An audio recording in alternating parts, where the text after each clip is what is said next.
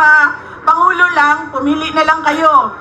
Si Isko Moreno, si Sara Duterte, wala kaming problema. Mangangampanya po ako sa inyong lahat. Tanggalin ko lang po yung seal ng aking opisina. Palitan natin ng seal ng Office of the President.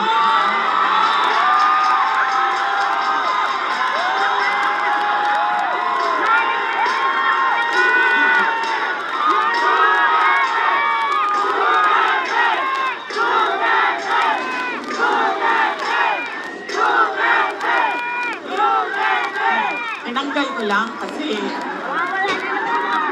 iba kasi yung opisina, iba din yung pangangampanya. Pero kung sa Pangulo lang, pumili na lang kayo.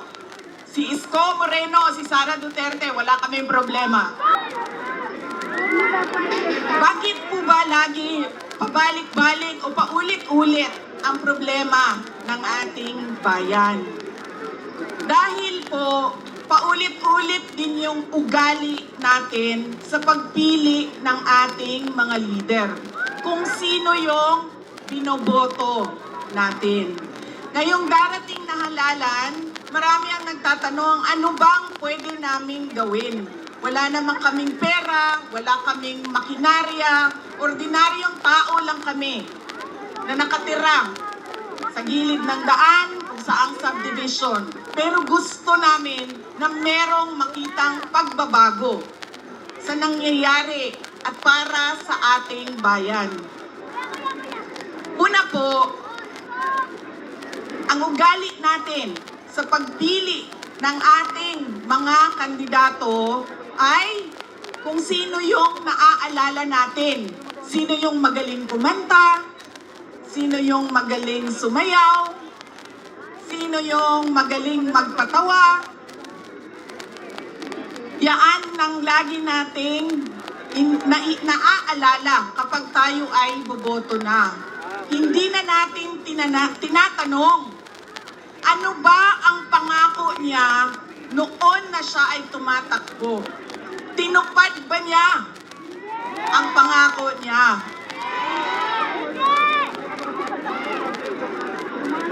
Diba? Dapat tinatanong natin ang sarili natin, ano bang nanggawa ng tao na ito? Nangako siya, sorry ma'am,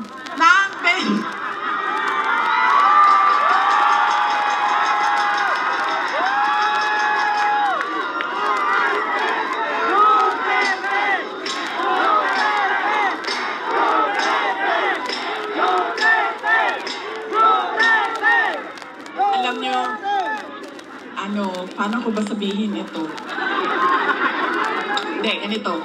Tulad na lang na magkaibang tao kami ni Pangulong Rodrigo Duterte. Si Pangulong Rodrigo Duterte ay hindi si Inday Sara Duterte. Si Bongbong Marcos ay hindi si Amy Marcos.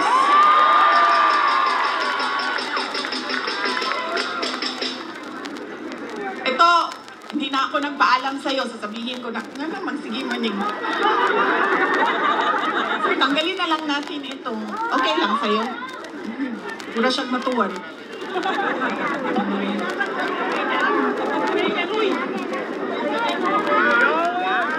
Ganyan na lang. Para din makita ninyo na pumayat na ako. Salamat, Martin Romualdez. Pumayat si Inday Sara.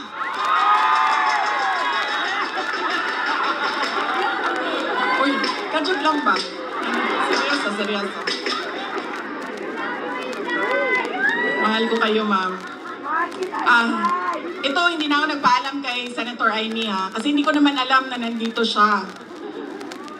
Noong October 2023, pumunta ako sa kanya. Sabi ko sa kanya, pwede mo ba akong tulungan? Kailangan ko kausapin ang Pangulo. Kasi nakikita ko sa mga plano nila at nabasa ko sa mga plano nila, meron silang ipa-file na impeachment na kaso. So sinamahan niya ako. Ito yung araw bago umalis si dating Pangulong, si Pangulong Bongbong Marcos.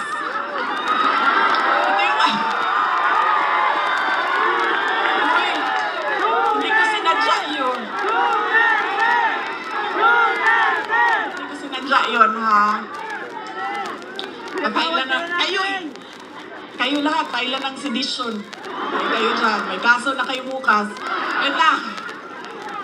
So, ito yung araw na paalis siya, papuntang Amerika. Pumunta kami, sinamahan ako ni Senator Amy. Siya yung kumuha ng oras ng schedule para makausap ko si BBM. Noong nandun na kami, binanggit ko sa kanya ang impeachment. Pero hindi yung impeachment ang gusto kong marinig ninyo na kwento ngayong gabi na ito. Doon sa pag-uusap naming tatlo, kaming tatlo lang yun pasensya na silang dalawa. Marites yung nandoon sa harap, nilang dalawa. Nag-uusap kaming tatlo, nabanggit ni BBM ang pag-amenda ng konstitusyon. At sinabi niya na, madami siya sinabi, pero ang gist ng sinabi niya ay, we will just amend. Kasi English man sila pag mag-istorya, no? So ako dito, anak, kuya maning inihang in English, we will just amend the economic provisions of the Constitution. Nakirinig ko at nakita ko talaga na sumagot si Senator Amy. Sabi niya, that is a dangerous thing. Sabi niya, if you open the Constitution to amendments, you do not just open it to economic provisions.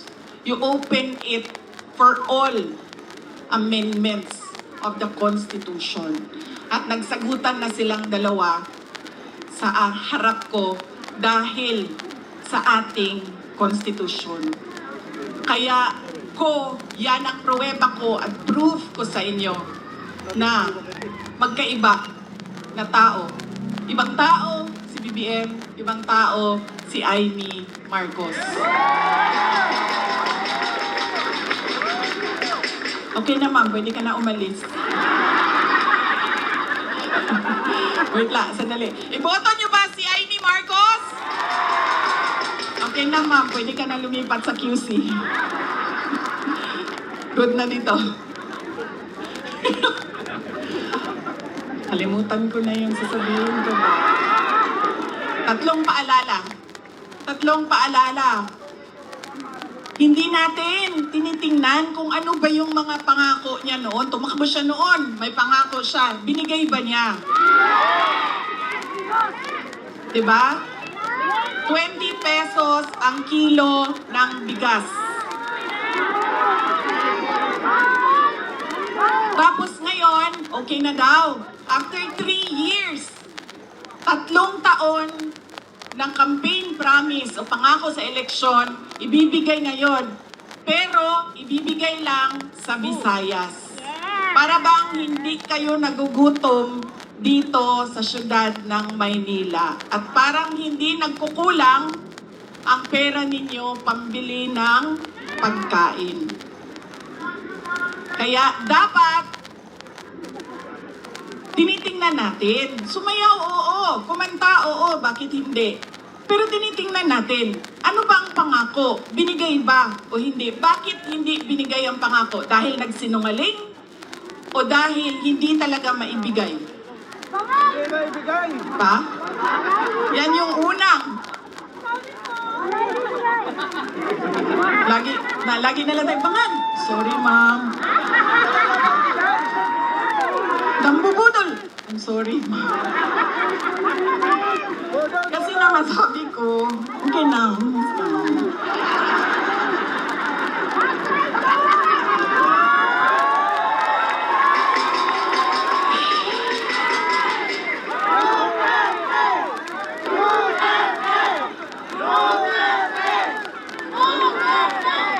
Alam nyo, yung bangag na yan, hindi totoo.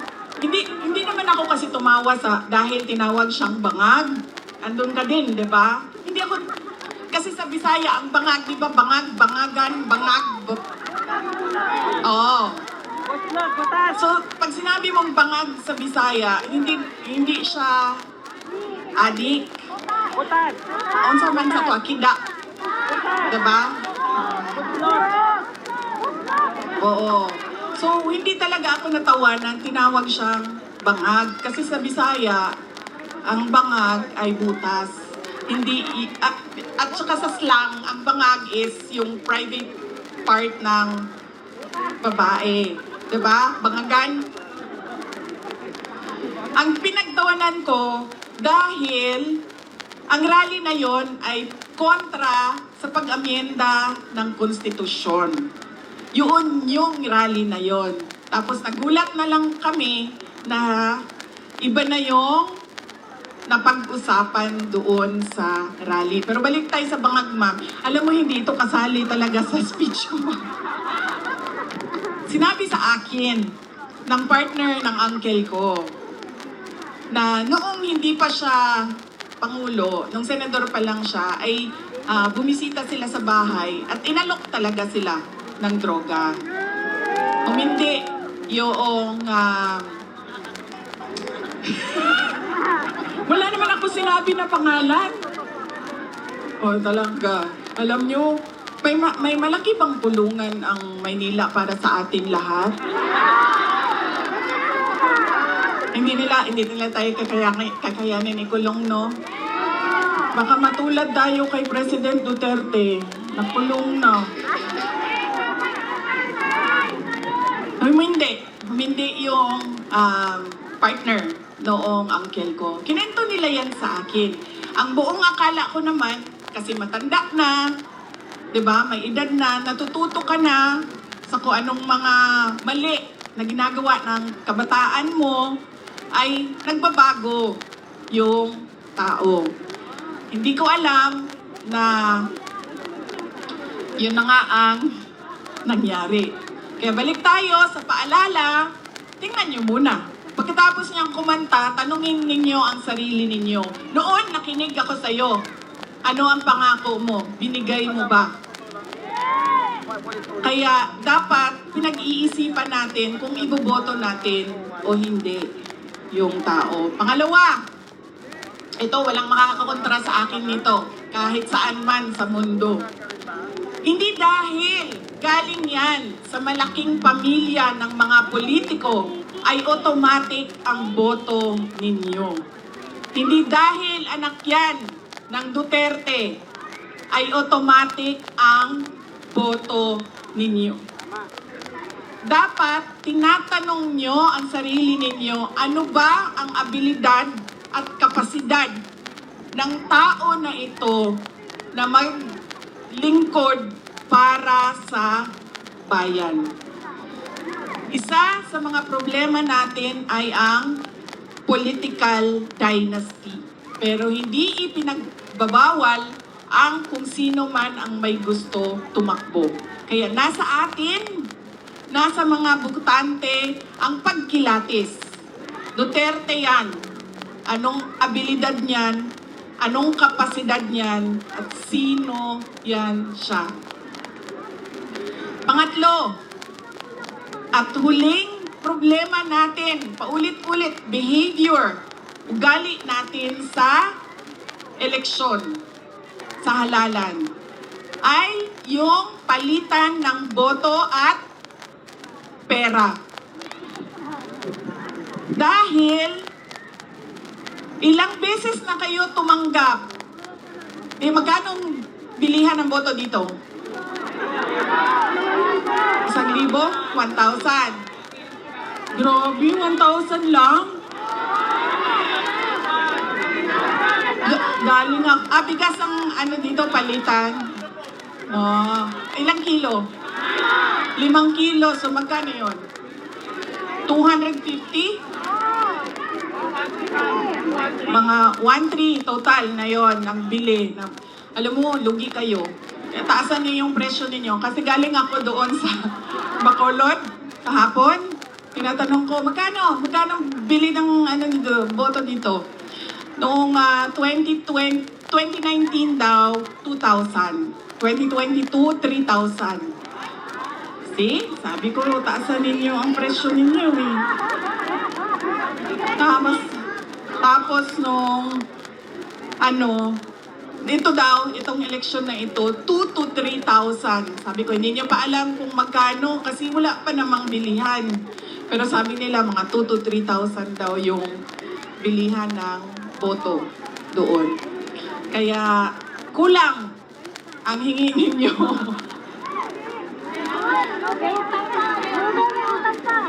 1,300 ang natatanggap ninyo.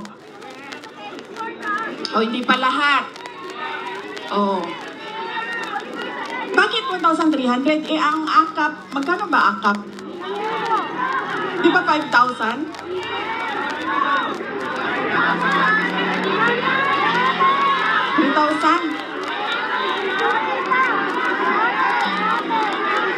May kaltas pa yun. Diba? One for you, one for me, one for you, one for me.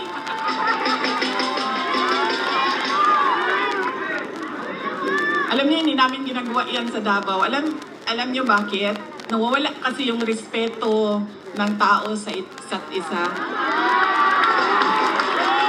Sabihin ko sa inyo kung bakit mamaya nawawala yung respeto Sana ako. Kabilihan ng boto. Yan.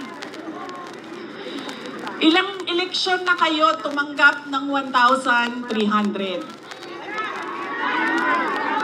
Ilang eleksyon na tumatanggap ang mga botante ng Pilipinas ng pera kapalit ng boto nila. Pero bakit mahirap pa rin ang ating bayan? At bakit hirap pa rin kayo bumili ng bigas? Kasi dapat, kung akap yan at galing yan sa gobyerno, tanggapin nyo, pero tanungin nyo naman yung sarili nyo. Ang nagbigay ba nito ay karapat-dapat maging leader ng bayan natin? Dahil malamang ipusta ko yung isang paa ko, hindi niya pera yang binigay niya sa inyo. Pera yan ng bayan. So, tanggapin.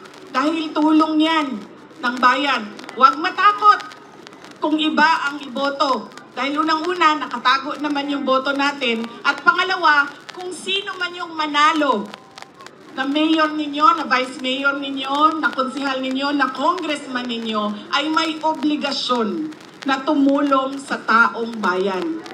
Kaya kung sino man yung nakaupo, magbibigay pa rin yan ng tulong sa inyo. Kaya,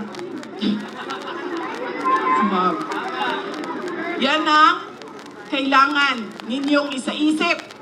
Hindi dahil sikat ang apelido, automatic ang boto. Hindi dahil may kapalit ang aking boto, ay ibibigay ko na. At, ni isa? Check ko lang mo, nakikinig kayo? Ano yung isa? Oh, see? Hindi na nakikinig. Ha? Respeto. Nakakawala talaga ng respeto yun, ma'am, pag may palitan ng pera. Yung isa ay, wala naman nakinig sa inyo. Huwag ibenta ang boto. Huwag dahil sikat iboto. Ha? O yun nga, dahil sikat iboto. Ano isa?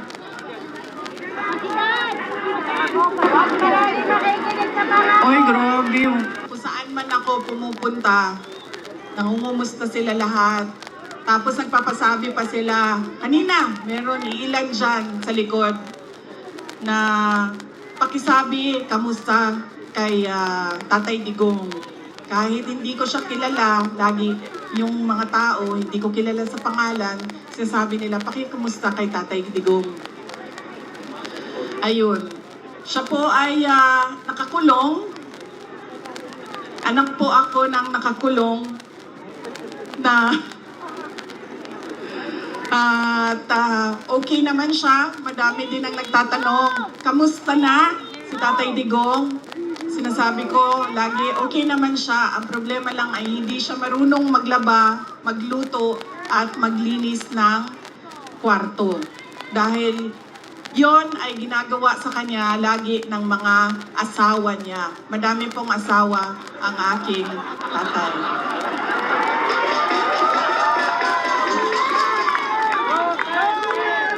Nakita niyo yun si Kitty? Kitty, yung maganda ko na kapatid. Iba po yung nanay niya. Kasalukuyan po, dalawa yung girlfriend na nandoon, nag-aantay na makalabas si Pangulong Rodrigo Duterte. Totoo yan.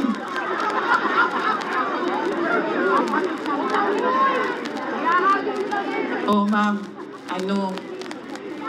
hindi daw nila kinidnap yung hindi daw nila kinidnap si Pangulong Rodrigo Duterte. Hindi daw kidnap ang tawag doon. Sige, okay na lang. Hindi na kidnap ang tawag doon. Ang tawag doon, ninakaw nyo sa amin. Ninakaw nyo sa amin si Pangulong Rodrigo Duterte. Dahil siya ay propriedad o property ng syudad ng Davao. Dahil siya ay magiging mayor namin doon at kinuha ninyo siya at ninakaw ninyo dito. Pwede na ba yun, ma'am? Hindi daw kidnapping yun eh. Nakawan na lang. Ninakaw ninyo sa amin. Sa mga nangangamusta, ay meron kaming maliit na video presentation sa inyo. Sigurado ka ba, ma'am, na hindi ka aalis? Kaya ako nakakalimot sa mga sasabihin ko eh, kasi nandito ka, ma'am. Ma'am, ang advice ko lang talaga sa iyo sa panahon na ito at sa darating na mga araw ay magpalit ka na po ng apelido, ma'am. Ay, sorry, Romualdez pala ang middle name mo.